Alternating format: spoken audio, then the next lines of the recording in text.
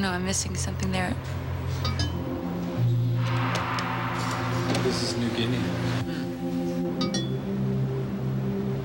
It's so powerful. I don't see it. I'm having an out-of-decade experience. I was walking and came upon a fountain which bore the sign, "Don't drink the water." Do you get The beggar this? carries a Isn't sign it saying, "I'm fantastic?" blind." What does this poem mean to me? It's like a collage of images. Let's and face it, sounds. not every cultural activity appeals to everyone. Finding an oasis. So we're giving you something everyone likes, a choice. That's why 23,000 arts and humanities groups are inviting you to find something you can get excited about.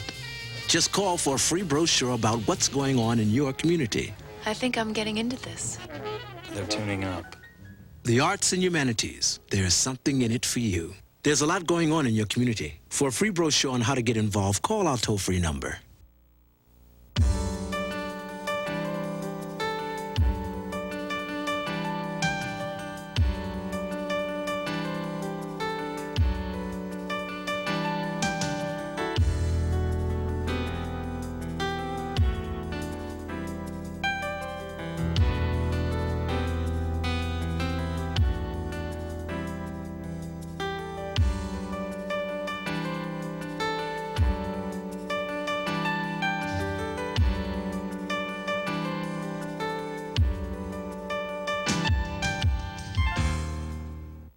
As a writer, I grew up here. I'm an adopted son here. I like Nebraska that much. So when I met Greg Kuzma in a class, he gave me an answer to a question I had about him, and it was totally unexpected. And I'd never had anybody write me back as something that he wrote me. Usually I was expecting an argument and I didn't get it. And it intrigued me, so I've studied under Greg for quite a few years. Well, what he did a series of things to get me started as a writer, and I would be willing to do this for a fledgling writer. In fact, I have once. I won the Sunshine Award from KOLN, KGIN for tutoring a young man in writing, and I did it for free. But what had happened was that Greg wrote back and he says, not only do people just write poetry for art for the sake of writing it, but that they enjoy doing it. But he still is a master. You can't just put any words on a paper. Sometimes you gotta follow a style, a certain style. Say like James Dickey's style, or Wendell Berry. Once you pick, you can copy a style. And with the style you have copied and learned, then you can expand more ahead, and the poem itself becomes everything. In other words, when I go to write a poem and I think about Greg as a mentor, I think of his most outstanding works I've read. And when I'm done with them, I don't copy them for material because that would be plagiarism. But I can see how he makes things go from this point to this point and back and so on and so forth. And that's basically what Greg's done for me. It must be Thursday. I took the garbage out last night. And what a garbage it is that we humans make. The six-pack rings around the necks of ancient sea turtles, the pelicans that scoop up the poison soup of the sea. Not dying straight away, Clarence Davis writes, but suffocating, suffering, full term like Jesus. The vision of Clarence Davis extends far beyond where we are now. His conscience is alive at the true limits of the earth. He takes us places that we don't want to go very much, where we must acknowledge the damage that we do. His poems are without easy consolations, yet there are moments of beauty, the honeybee that lands on his wedding ring, or the basic pleasure of the rhymes of the poems, pure rhymes and strong meters that reclaim the child's innocence we all preserve against the future. Like Hayden Carruth, a poet Clarence is beginning to admire, he can write a phrase like, "in my ravage," a phrase which seems both archaic yet primordial, a wound in language which time doesn't heal. At times almost bitter, other times playful. Sometimes he's both at once. I think of his funny poem, Singles. It's a poem of one-liners with things like, "Sports are as God, valueless. Pass the collection plate, please." Always in the poems of Clarence Davis, we are forced to make a difficult balance of a world that we cannot dare to hate, and our wrong, sometimes wrong and wronged place in that world that we must love fiercely, defiantly. His work is written always at extremes, yet it keeps a gentleness as well, an insistent song of affirmation. I'm proud to introduce Clarence Davis.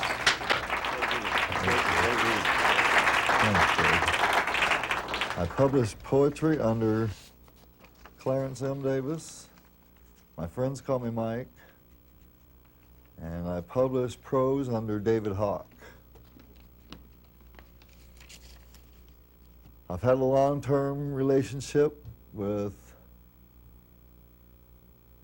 poetry.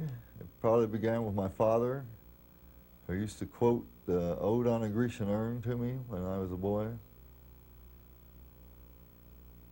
And you have to consider this Ode on a Grecian Urn. It's from John Keats. And here he was a man dying of tuberculosis, a physician himself,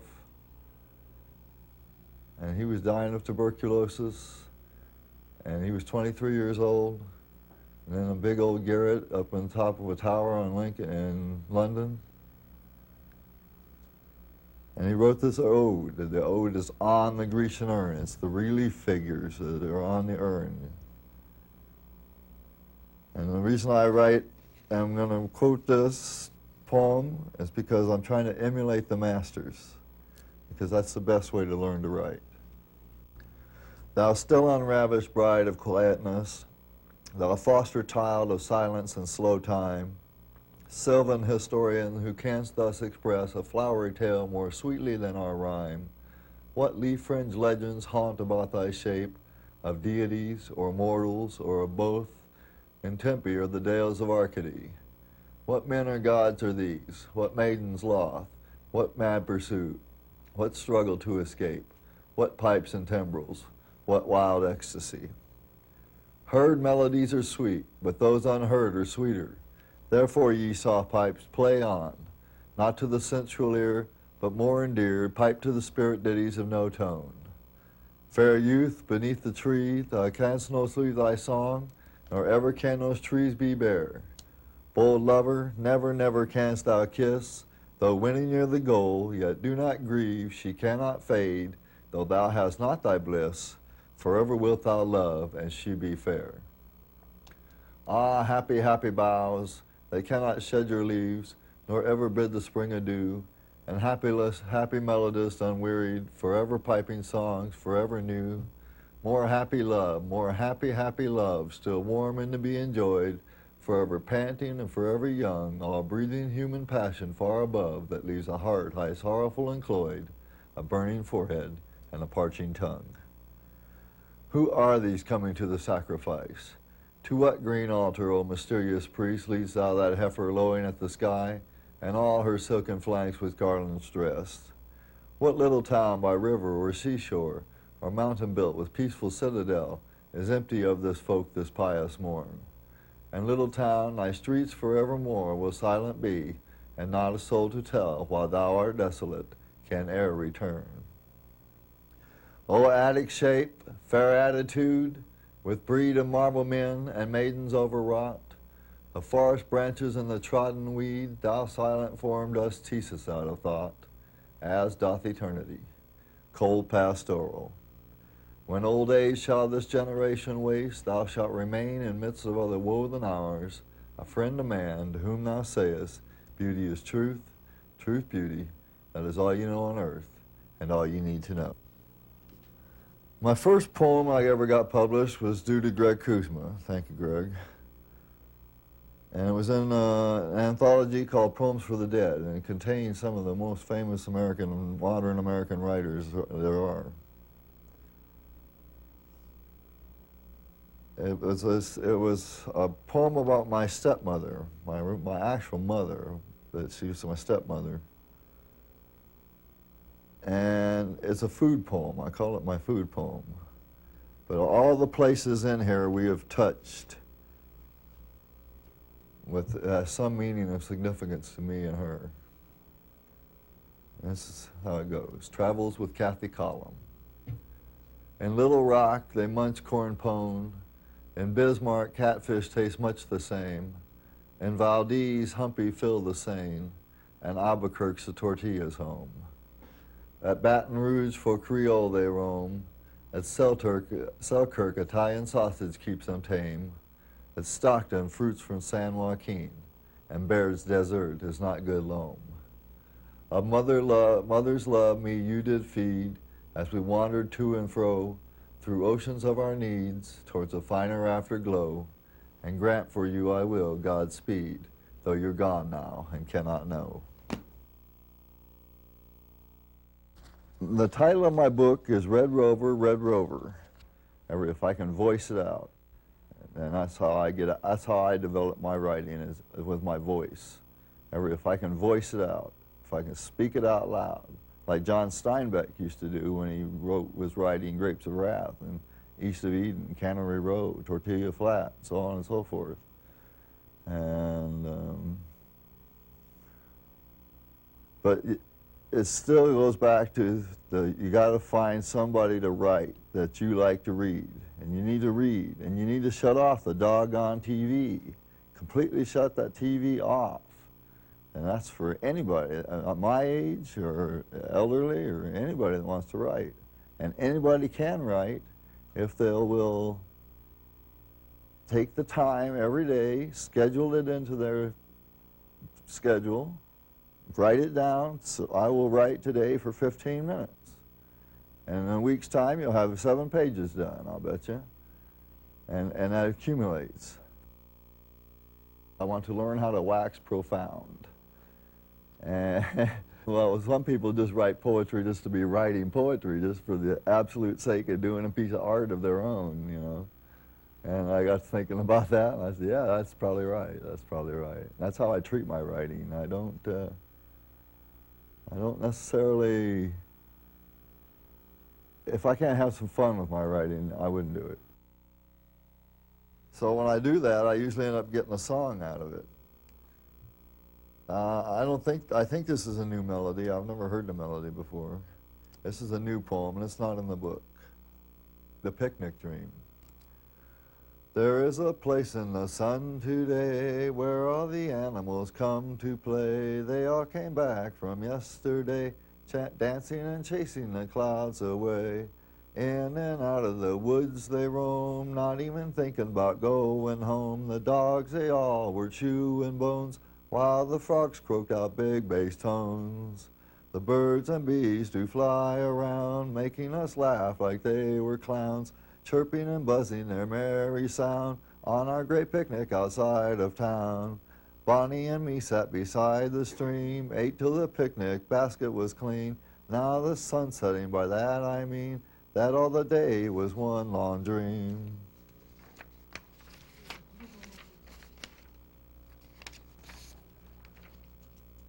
I used to live in New Mexico. I lived in Albuquerque and Silver City and Alamogordo, White Sands, New Mexico. And you get used to the desert down there. They don't have any humidity. Their cars don't rust up. When they have a car out there, it's just junk.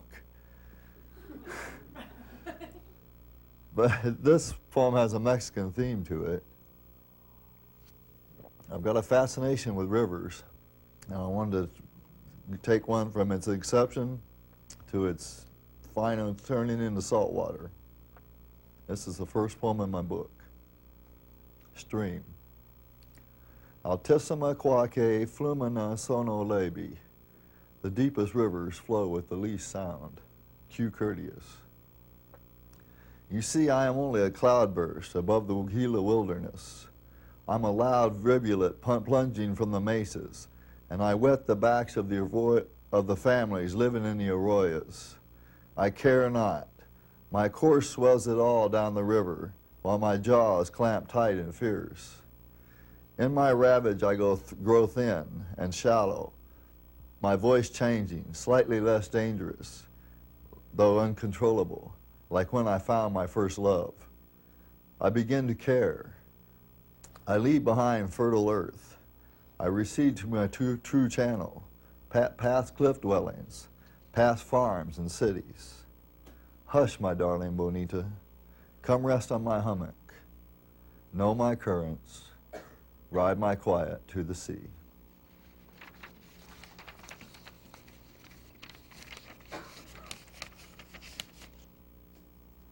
One thing that's important in writing is trying to write to a form. The first form that I ever tried was ice cream, or a villanelle, and the name of the poem is Ice Cream. But by writing to a certain rhyme scheme and all that, it makes you work about twice as hard. And if you can come up with something, it's pretty good. So this is Ice Cream. Go down the lane, take a cool stroll, gaze upon a midnight moon, share the 2 scoops of an ice cream bowl. Hear the light air my lips atoll, that bleep this whistle tune. Go down the lane, take a cool stroll. Grasp gently with me on the entering foal, expect not a gargantuan boom, share the 2 scoops of an ice cream bowl. Havens of silence shall be our goal, destinations not reached too soon. Go down the lane, take a cool stroll. I will not avoid hugging a roll, 2 lovers' spirits in an empty room, share the 2 scoops of an ice cream bowl. I was, before you, a mole, burrowed deeply, darkly in a dune. Go down the lane, take a cool stroll, share the 2 scoops of an ice cream bowl. David Ignatow, he's a master. At least what I consider a master. But in one of his poems, he had a sentiment that he passed on to his daughter. He says, when I die, he says, I want you to pick a star and name it after me. And I like that sentiment. That's what I want my boys to do. And that's what I did in this poem. It's not in the book, and it's about mid-career. Starbound Grandma.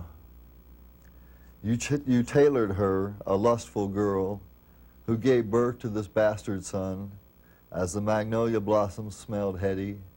Thank you. This morning on the nature trail, I saw the cardinal of your faith fly and perch and fly. He would not let me get close, the aristocrat that he was. You always gave him extra seed. I am ashamed that you saw me drunk, that day when you met your first great-grandchild, Aaron, me stumbling out of the plane, you merely noting, I beyond caring, drunk. I am grateful for the books you sent me for my birthday, Watership Down, the best, the others you recommended too. The nights around your house were meant for reading. TV was simply a passing fancy, and the quiet times of snaring fireflies from your front yard. The days that I spent with you, bouncing on that trampoline, smoking grapevine, weeding great-grandmother Jones's garden, delivering papers with Uncle Robert before he slammed into that mountain in that fighter plane. The fragrance of the dogwood flowers set fine on your dainty body, fine like a china doll, on your porcelain skin, freckled and age-spotted.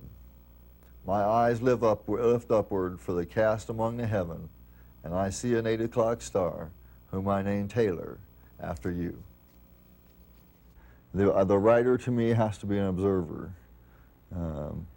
My hound dog that I had spent 3 years on the back lawn and tied to a log chain, and she had to wander around, and she had a circle that she walked in.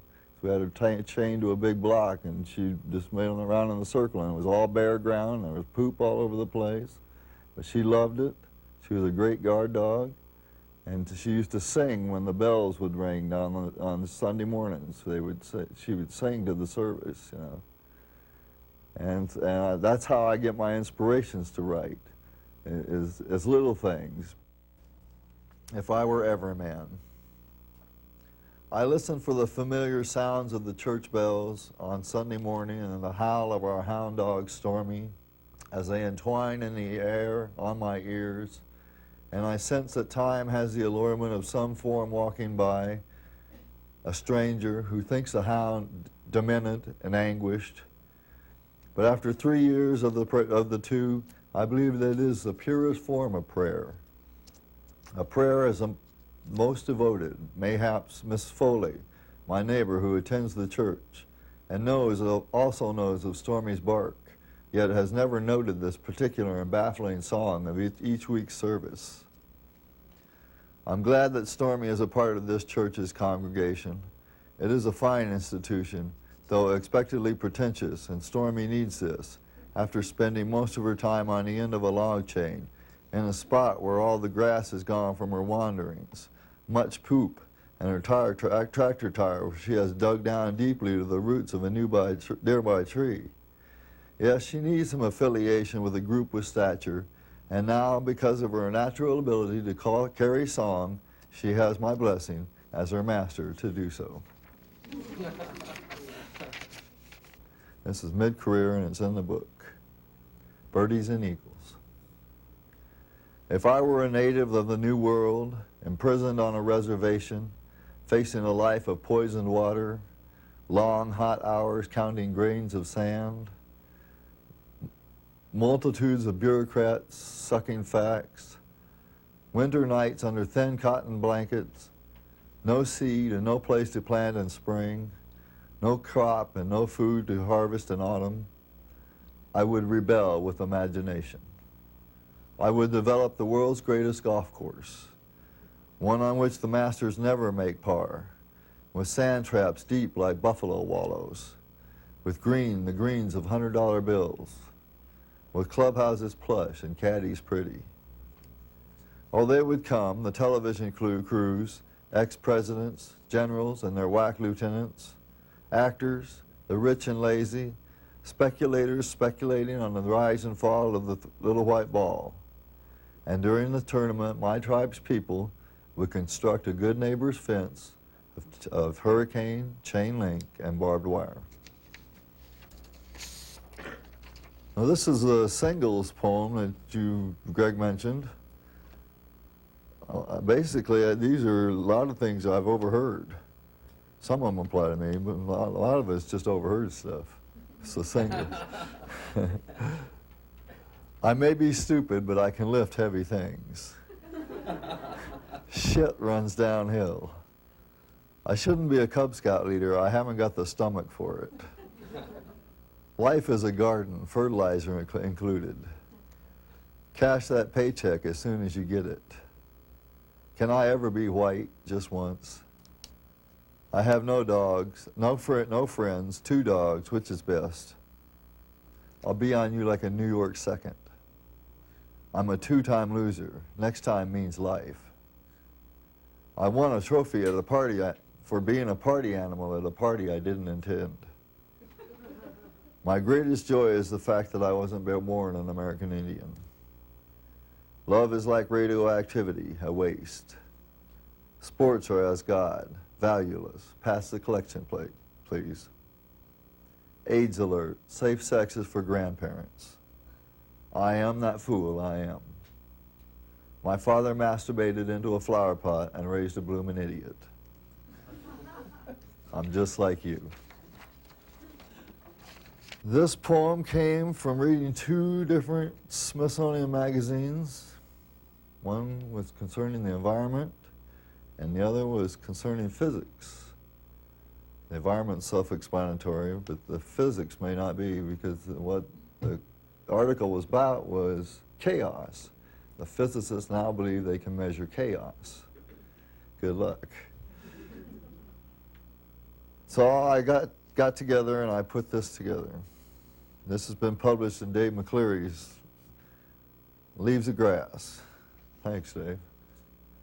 Strange Attractors. It must be Thursday. I took the garbage out last night. The order of the clouds meant the system was working. They looked like white stallions galloping, like cloudberries ripe and tasty, like dancers doing different steps. And I wanted to measure them, their distance, their intervals, their forward progress, the depth and scope of them, and report it to you. There are designs on the pebbles, on the bottoms of the creek beds, under the clouds, under the water, patterns that tell no tales, and therefore no lies, that cannot be dredged up, made into money, as we, blind as the night, lame as a one-legged hawk, roil along a man-made waves of hate, of disorder ordered up in confusion. It's so predictable. The dinosaurs died, turned crude under centuries of dirt, and now we speed along on the juice of their bones, and ancient sea turtles choke with six-pack rings round their neck, and lay eggs full of ABS, I don't care to spell it, PVC and the like, while pelicans scoop up large beakfuls of the brown soupy sea, not dying straight away, but suffocating, suffering, full term, like Jesus. Oh, I want to have you smell the odor of fiberglass, taste the phenolic plastics found in the rotted bodies of the albatross, see the seal pup strangled by nylon fishing line, hear the girls giggle as they sunbathe amidst trash on the beach, feel the oily texture of tragedy. Let us weep. It must be Thursday. I took out the garbage last night. There is no basis for writing unless they keep the audience in mind. The audience is the whole thing that writing requires. In order to keep an audience, today's audience is a little bit different than what Steinbeck wrote for. For instance, they didn't have TV back then, and they didn't get things chopped up into segments, 15 minutes and then a commercial, and then 15 minutes and then a commercial. The audience, to me, is somewhat, I'm expected to entertain them, and I would give them my best to do so. I've been told that sometimes they walk away from me with a cloudy look on life because my poetry is so dreary, but I don't feel that way. And like I said, there's nobody else but an audience. That's why I'm here. I'm glad to be here. I'm glad you're here. It makes me feel good. Thank you. You are the proof of this. Timepiece. I live by the clock. Tides by the moon. Babysitters by the television. Presidents by the term. Surgeons by the scalpel. Non-vets by the tour. I live by a clock. Teachers by a period. Workers by a shift. Prisoners by a sentence. Musicians by a measure. Poets by a point. I watch the watch run. I touch the plastic face. I taste the bitter times. I smell the fetid grief. I hear the grave call. This is a new one. In fact, I just finished it today.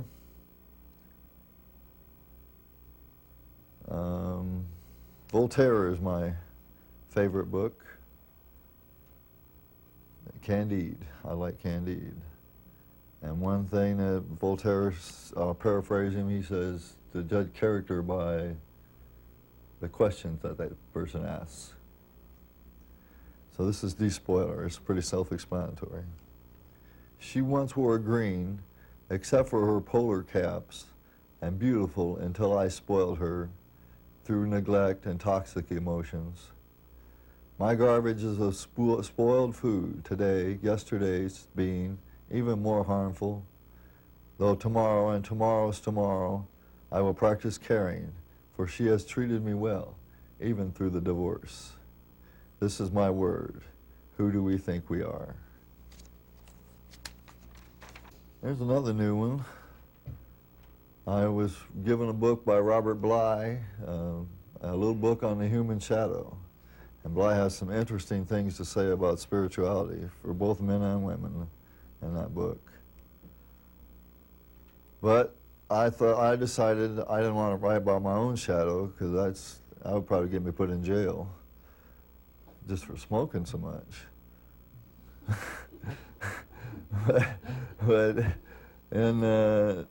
I did want to use his idea of shadow. So I wrote this one, In the Shadow of the Horse. What power it exerts to overcome toil for me, desiring but grain and water, and oh, care. And I am engulfed in the void of my stepsister, whom I almost diddled. And yet there is the tale of Troy, and I in the bowels of the tank in Vietnam, and where so lies valor today. It conquers great distance, this steed and I, godson of crazy horse, with a pencil behind my ear, riding anew down, cresting in all 6 directions, on the air, the water, the light, the earth, in the shadow of a beast. I'm a social poet. I've seen a lot of the homeless. In fact, I'm a recovering alcoholic, and I just recently got off Ward 4 at the VA hospital. VA, support your local VA, is controlled emotions, very succinct and to the point. Emotion, if you drop the E off, you've got motion. And any kind of emotion, crying, sweating,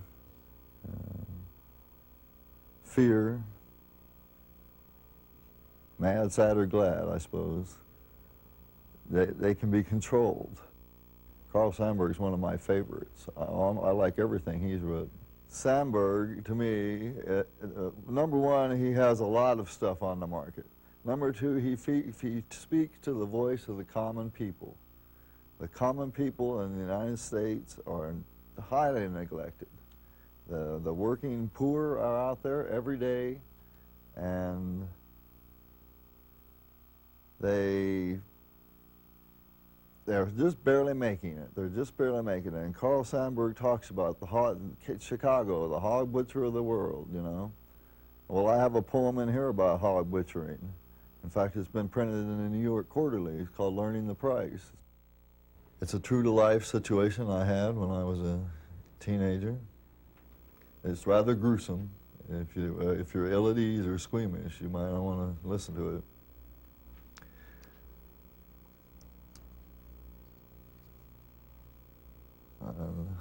Not for the ill at ease, okay. Learning the price.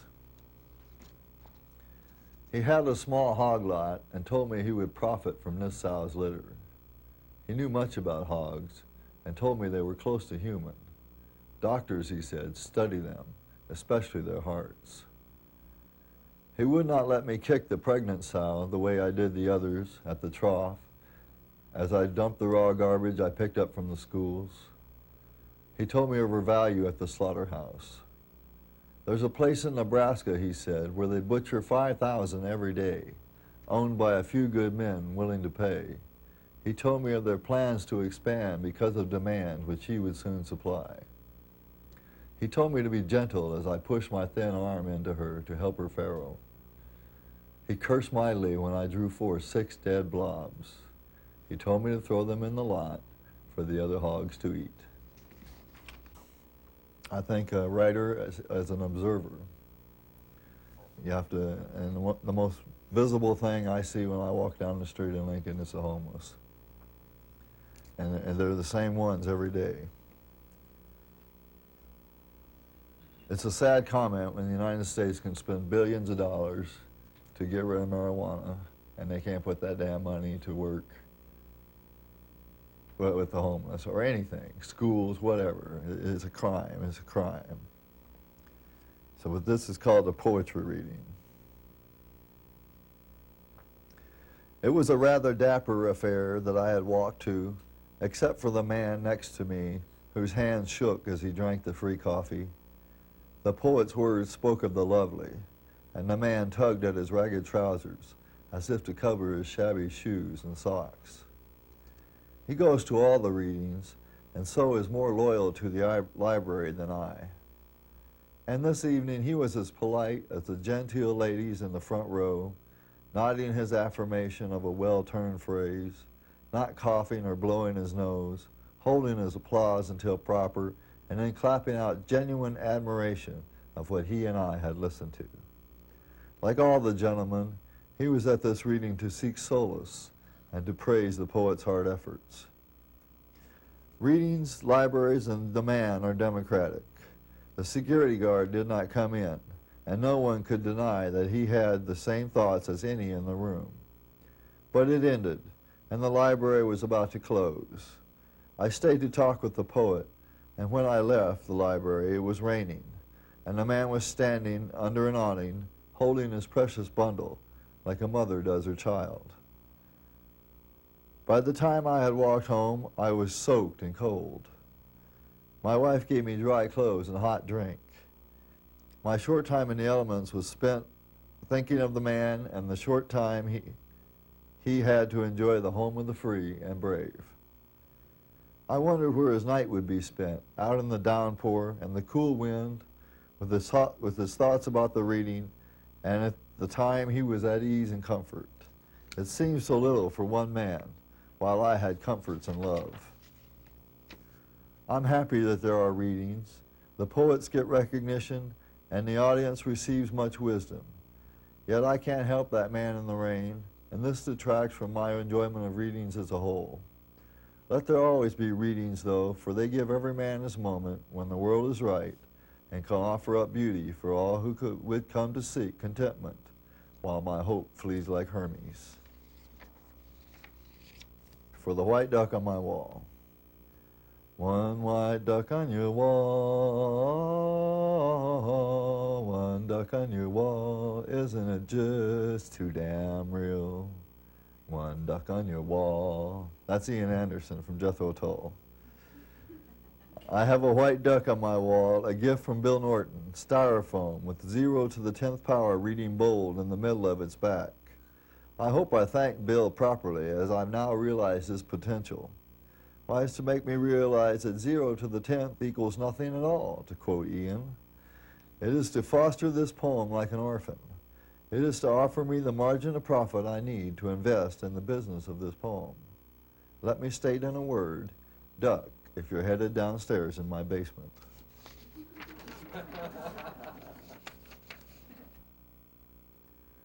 I think Steinbeck was a super writer. And I don't think he gets as much recognition as he needs. But when he wrote The Grapes of Wrath, he left the ending somewhat open. He never quite completed it. So I did it for him here. The Grapes of Wrath Revisited. Rose of Sharon tugged her wet nipple from between the cracked lips of the man dying in the hay, in the barn, in the rain, in the winter.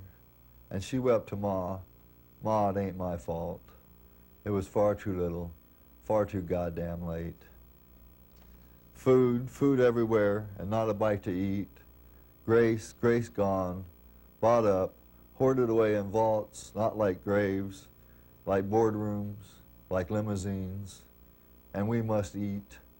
I'm going on the road today, going to find the ones who starve the kids, cheat their neighbor, kill the soil and the animals, enslave the man and woman, going to hate them, going to mark them, going to scorn them, the bankers, politicians, reporters and owners, going to stand with you against all odds.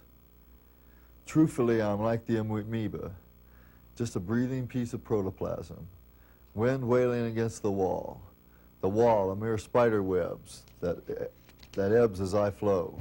It knows that I will pass unmolested, that the flotsam I carry will sustain rather than deplete its appetite.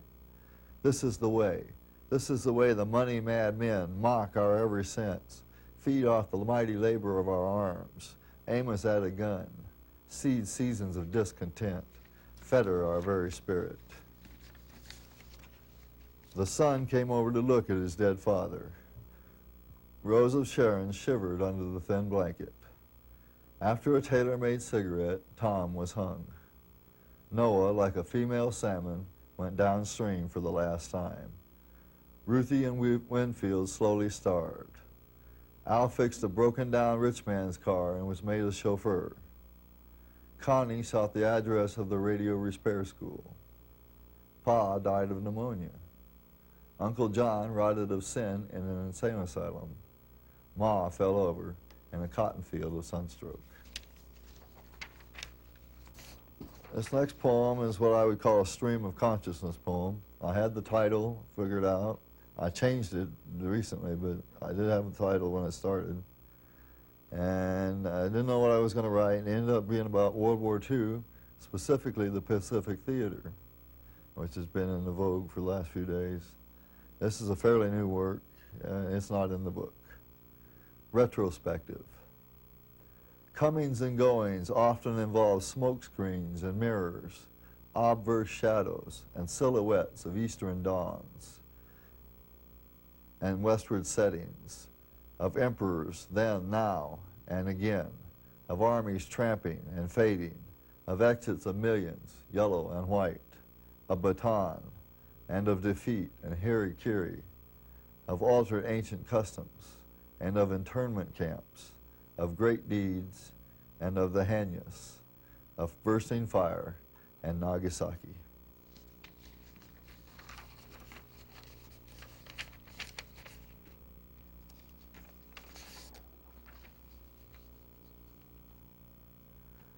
My son Aaron got picked up for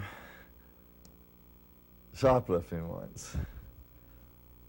And that was a bad deal for sure. But I had to go to the probation office with him. And I was startled by what I saw there. And this is a new poem. This is in the book, but it's fairly recent. Riddle me that, please. How you gonna get out of that, Houdini? I thought of the boy in shackles, both hand and feet, at the probation office. How you gonna get out of that, my man? Him, the great criminal, never a free bird to challenge the migration or know of real life. How you gonna get out of that, homie? I cried. Now riddle me that, please.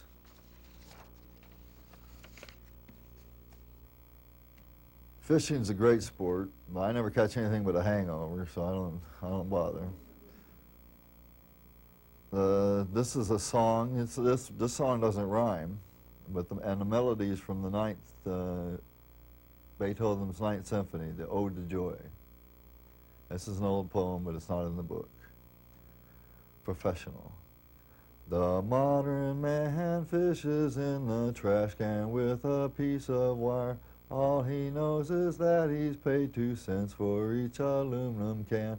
On a good day, he will travel miles and miles for 1 bag full. The benefits he will garner won't dig a hole in which to lay. Let him know your thirst is never quenched by a mere soda pop. For his family is dependent on a daily catch that's sure. When he passes, bow your head down, show that great humility. Make his day bright, throw that can down, payment for the masses.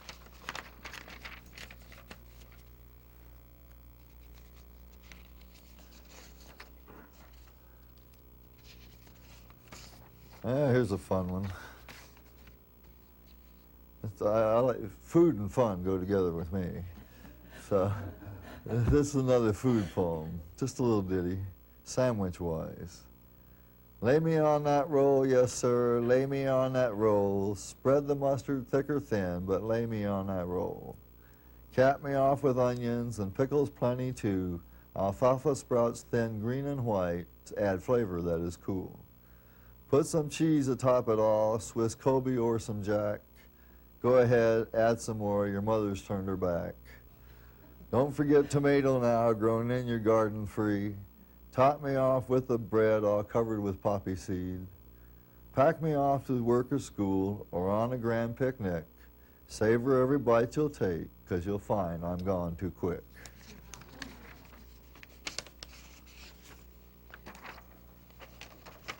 I need a little bit of that after I read some of these dreary poems. Young writers, you gotta watch that. Don't try to spend your whole day writing a poem. It's too depressing. My father did a lot of it. He's a physician. He was an English minor. And he used to quote Ode on the Grecian Urn to me. And so that's why I learned to memorize it. When I was a small boy, I grew up in Valdez, Alaska. I even experienced the Alaskan earthquake. And in Alaska, we didn't have TV, and we didn't have radio. Shortwave radios couldn't get across the mountains. So everybody read, and I read. And what I used to read was about the plains. I used to call the Sioux the Sowex, and finally my mother corrected me. I didn't realize she said it's Sioux.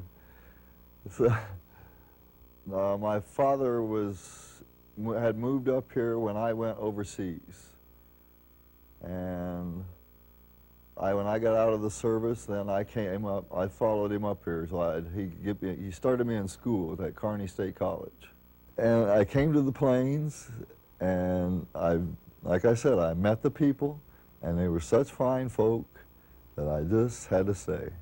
And this is my home, and this is where I'll remain.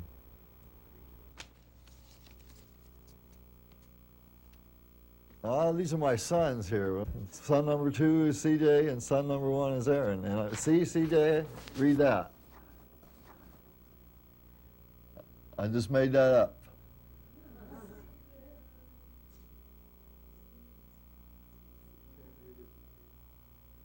You can't read it? Says, see the C, CJ, C, senor.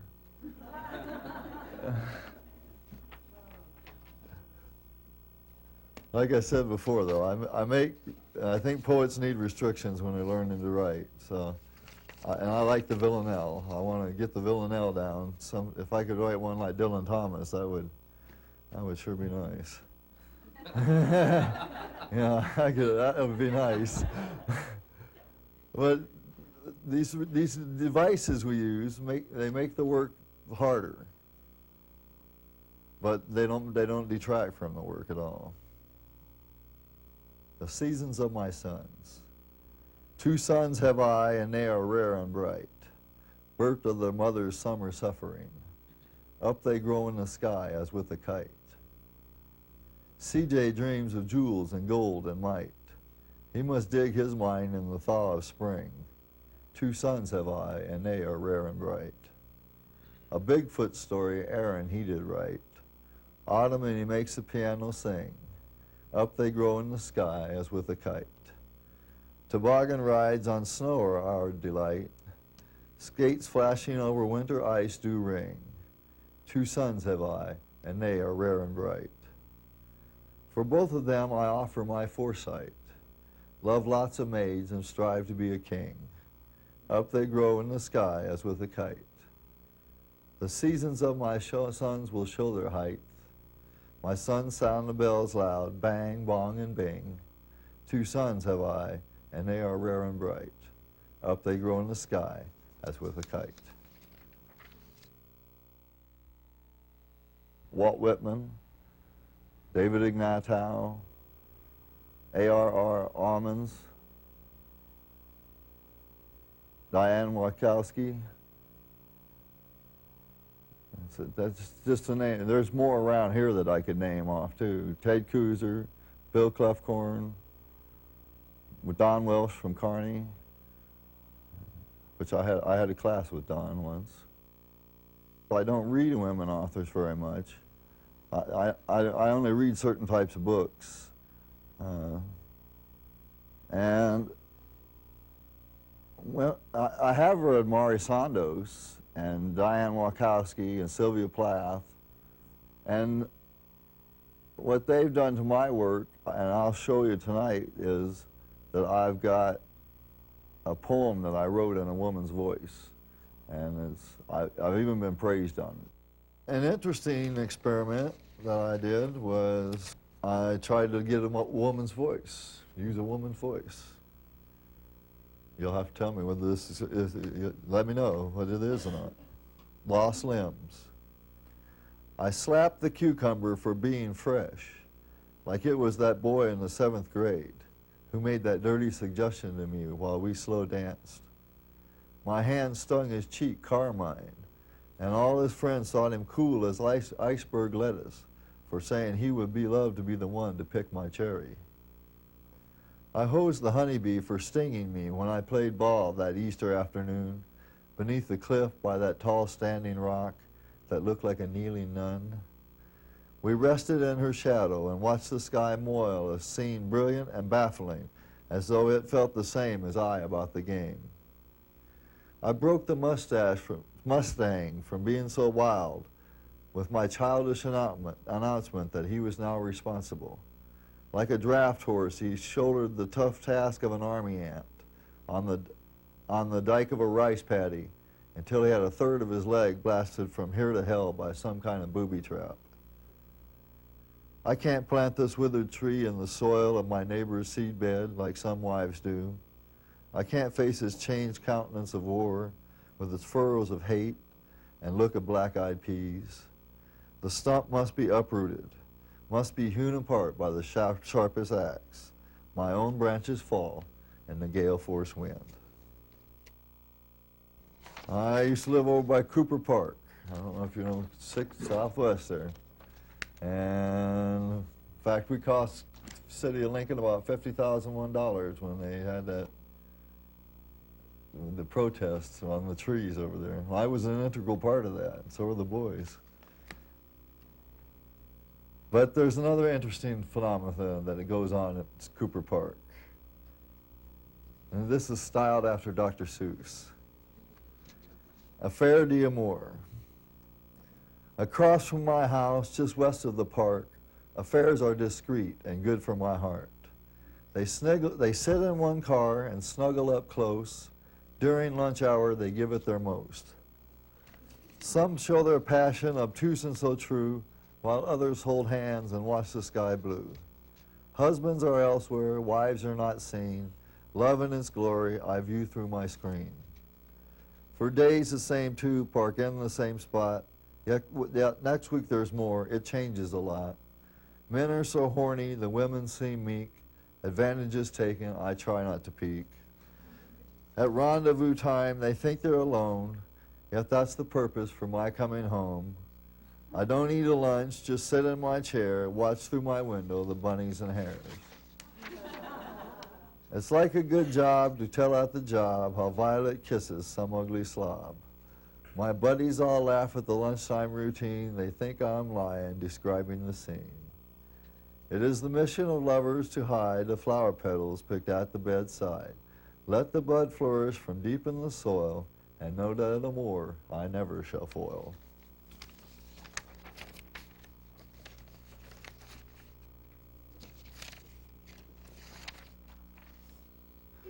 On Friday, May 20th, 1994, I was driving to work east of town at the hydraulic factory out there. And that was the morning that Jacqueline Kennedy died. And I got a tune in my head, a melody, and I almost turned around and came back home, but I kept that melody in my head all day at work. This is a tribute to a splendid lady, Jackie Kay. Jackie's gone, yes she is, and we'll miss her. Jackie's gone, Jackie's gone, and the world still carries on, even though Jackie's gone, carries on, Jackie's gone, Jackie's gone, Jackie's gone. The very grace that kept her strong now is gone, now is gone. Jackie's gone, Jackie's gone, Jackie's gone. It seemed like God did treat us wrong, now she's gone. Jackie's gone, Jackie's gone, Jackie's gone.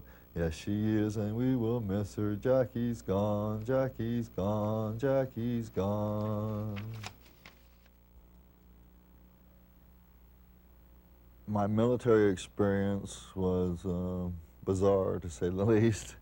I'm going to end my last poem with a story of Vietnam. I only have one war story. I only tell one. That's the only one I'll tell. I am writing some about it now because it's in the vogue. I think I would do one book about Vietnam, but then I will drop it. I've got other things to move on to. Dedicate yourself to writing, and it will pay you back. It is the most rewarding thing in my whole life, is writing. Besides my two sons, the most rewarding and loving thing I have done is write. Unfortunately, I'm a Vietnam vet. I think the United States should be ashamed of that war. I think we lost face in it. But there's a forgotten story to the war, and that's the Vietnamese people. There's 2.2 million people killed in Vietnam. The 0.2 is the Americans that were killed. The rest were Vietnamese. Every combat veteran has traumatic events that he sees, and I'm no exception. In fact, the first title for this was The Story That Defied Writing.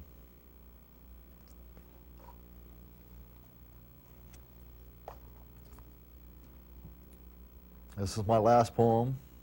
I appreciate the opportunity of being here with you good folk. Thank you for being here. And remember that Dee Mao means go quickly, go fast. I was brazen and cocksure 23 years ago, so I laughed when the sergeant told me to shave.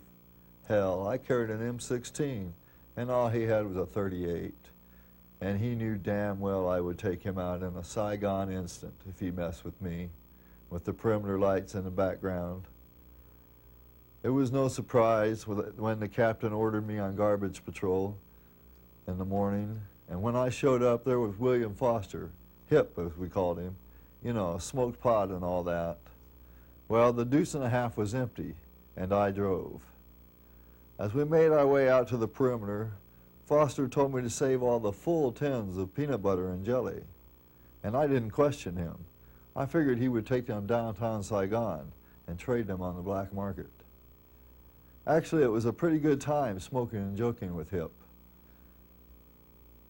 I didn't realize just how much perimeter there was to Ton Sanut, and the Vietnamese guards who worked in the daylight hours were friendly. Eventually, the truck filled with empty sea rations, and we finished the route. We started the trip to the dump housed in the Vietnamese section of the Air Force Base. When we got to the dump, Hip began to laugh and told me to drive as fast enough to reach the center of the dump at least, he laughed. As we entered the gates, children began to appear and began climbing onto the still moving truck. In a few moments, there was maybe 100 on board, and the truck, which was built for 2.5 tons, bogged down until it stood engulfed. I was flabbergasted at the spectacle, and Hip kept on laughing. In a couple of minutes, the children emptied the truck of all the empty cartons, though they stayed aboard. I asked Foster what we were to do now, and he said to throw the full sea rations we had so carefully gathered. The children scrambled like cats after milk to bring home the feast, and Foster told me to move out. The truck lurched, died, and as I struggled to start it, the mass swarmed again toward the truck, and Foster opened his door and stepped onto the running board and jacked around into his M16. The children backed off, giggled and waved, and we were off in an empty truck. Hip turned to me and said, "Dee Mao, motherfucker, Dee Mao."